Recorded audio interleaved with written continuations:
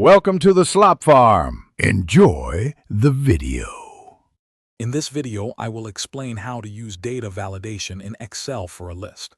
Data validation lists are powerful tools that help you control what information users can enter into your cells. They ensure consistency, reduce errors, and make your spreadsheets much more reliable. By restricting input to a predefined set of choices, you can maintain high data quality and simplify data entry for anyone using your workbook. Let's dive into how to set these up. To create a drop-down list, first select the cell or cells where you want the list to appear. Then, go to the Data tab on the Excel ribbon and click on Data Validation within the Data Tools group. In the Data Validation dialog box, choose List from the Allow drop-down menu.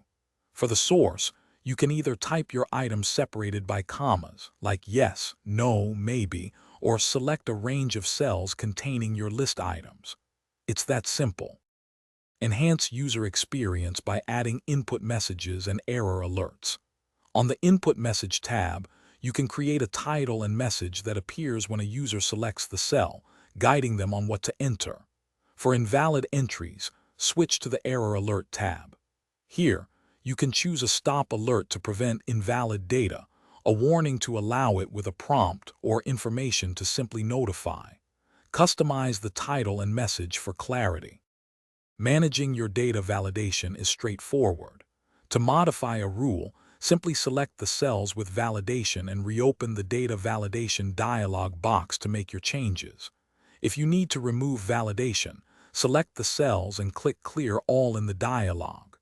For applying validation to many cells, you can set it up once, then use Paste Special and choose Validation to copy the rule.